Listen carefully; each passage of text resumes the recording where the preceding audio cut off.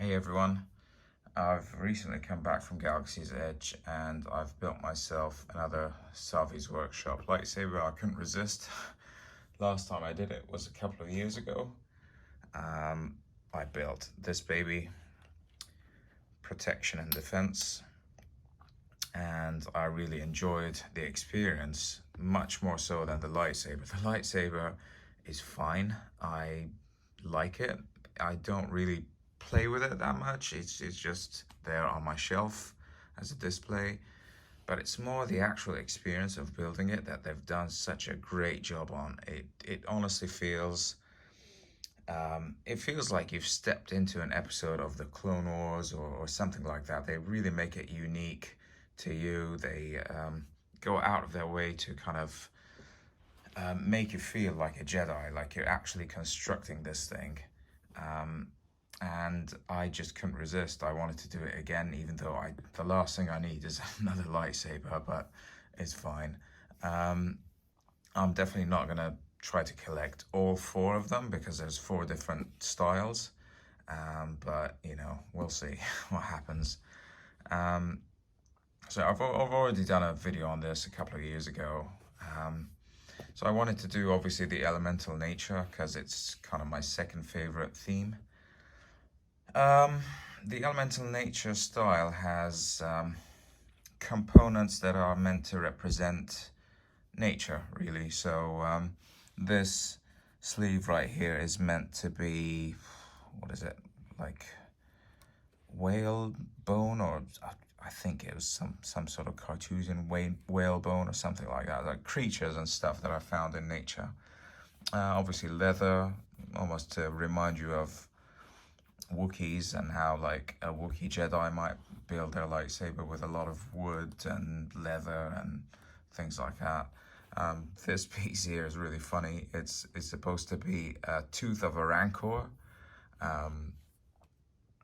It looks all right, and it's obviously vented for sound. Okay, just like the other one, this thing is so heavy and so big and bulky that you really can't swing it comfortably with one hand. You need a double-handed grip, and if you have a young child, please be careful if they're playing around with this and they drop it on their foot. Oh, I don't even want to imagine that. It's really, really heavy. And that's the main drawback with these. The quality is just not great. And they sound okay, they look okay in the park. They're a lot of fun to kind of light up when you're taking pictures in front of the Falcon with everyone else. But they're otherwise, they're almost nicer to just put on your shelf as display rather than carry around at events and conventions because they're just too heavy. Even if you were to clip this on your belt, you just feel the weight of it. And I don't think they're really intended for that or for dueling for anything like that.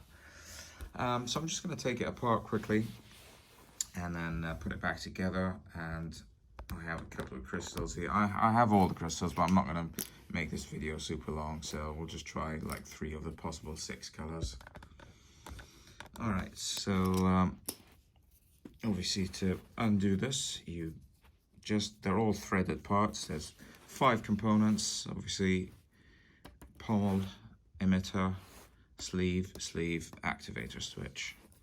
So I'll go ahead and just unscrew these.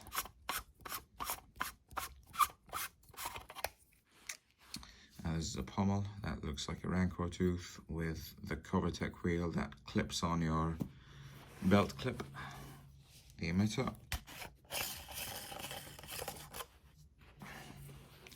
And the 2 sleeves. This is meant to be like leather, but it's not. It's some sort of rubber. It's just painted to look like leather, but it looks all right. And this is the Cartesian whale or whatever it is. Sleeve, again, it's some sort of whitish rubber. And then finally the activation switch, which you just snap on and off like so. And this is the chassis, the core of every Savi's Workshop lightsaber. So this is absolutely interchangeable with the inside of this. They're all the same. Exact same design. So this is where you put the Kyber crystal that gives the blade its main color, its own unique sounds. This top end right here, you can see these little pins are what connect to the blade. Down here, this thing is a speaker, but it also is the battery compartment, so you can unscrew this, pull it out, and replace the batteries, which I believe are AAAs. Yeah, so let's go ahead. Let's do blue.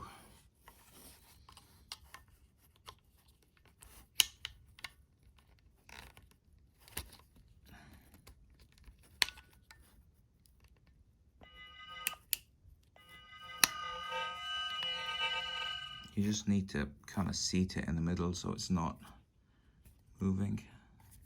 Right there. And once you know it's flashing like that, you know it's good. And now to put it back together, you get the activation switch components, and you notice that there's a red square and a blue square. Same thing on here. So you line up the blue with the blue, snap it on. The red right here with the red here, snap that on, and then you put the rest of the pieces back on. So the bronze goes towards the middle, bronze towards the middle. You do the sleeve together, you tighten it, then finally pommel and emitter.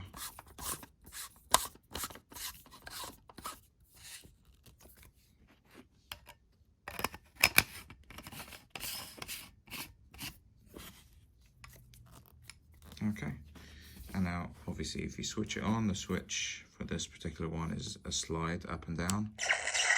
It's going to do that sound, which means it's working, but it just wants the blade. With the blade on the bottom right here, there's a bigger one and a smaller one of these attachments. And right here, if you look, there are two notches on the side, and you'll notice the one on the right is bigger than the one on the left, and that just tells you how to insert this so it fits. So you line up the bigger one with the bigger slot or the bigger notch, and the smaller one with the smaller notch, and then you just push in till it makes that sound, but you keep it pushed down. You not let go like that, you're keeping it pushed down, and then you just twist once, and that locks it into place so it's secure. All right, let's see what this thing looks and sounds like with blue.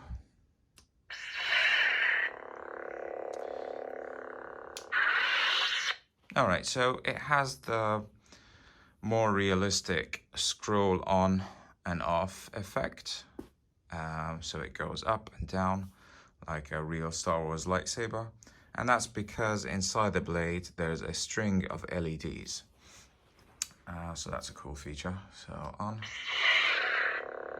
Now we're gonna swing it around and try to get some of the swing sound. As you see, the sensitivity of these is quite poor. You sometimes swing it and nothing happens. It seems very random. Now clash it.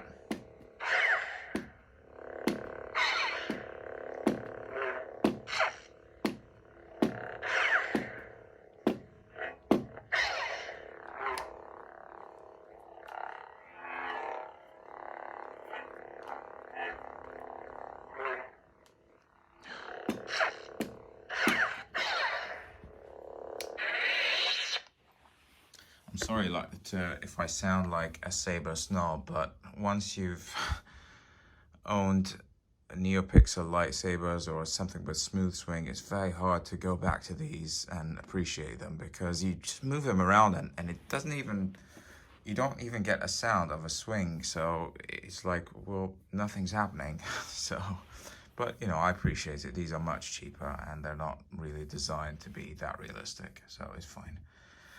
All right, let's try green. Let's undo that. This is green. And when you're switching your crystals out, you don't need to undo everything, just the middle portion, obviously, the activator switch, and just loosen these a tiny bit, just to allow you to get the crystal in. And then once you've put the activator switch back on, you can tighten the other parts back against it.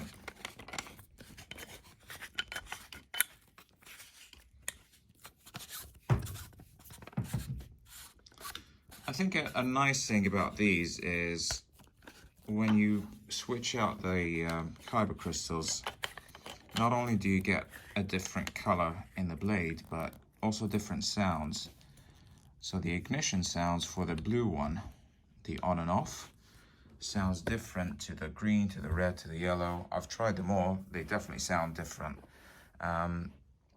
The blue one, they've made it sound a bit like Obi-Wan Kenobi, Anakin, that kind of classic snap hiss lightsaber sound. The green one sounds like Luke's Return of the Jedi one. Red sounds more Sithy, a bit like Darth Vader, kind of a slightly lower pitch one, and so on. So here's green. Do you see what I mean? I mean, it sounds like Luke, Return of the Jedi, rather than like Obi-Wan. Right. It's fairly bright. I mean, it looks brighter. To be fair, on camera, it doesn't look that great, but in front of you, if you're looking at it, it looks great.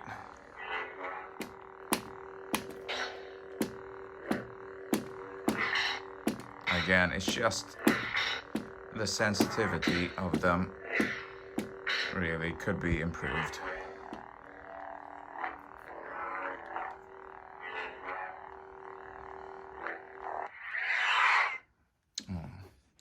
All right, let's try red. Actually, just for fun, I'm gonna try the black Kyber crystal. This is the more rare black Kyber crystal that you get in a red canister. It's the same thing as a red, other than in a holocron it plays Snoke's voice, and it's just a little bit more rare than the red ones. But it, you know, in terms of the lightsaber, it will just do red.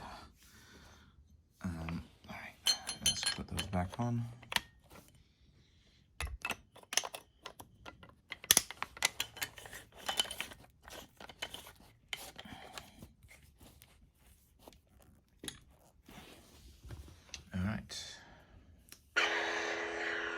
Yeah, red. It very much sounds like Darth Vader's lightsaber in terms of on and off.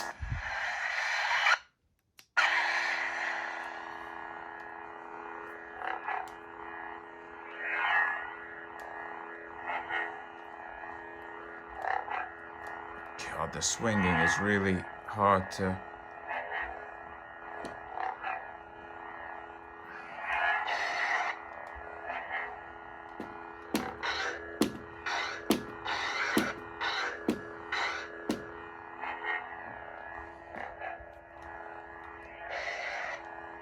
I just can't figure out how to get the swing sounds with these. I think I've forgotten how to do it.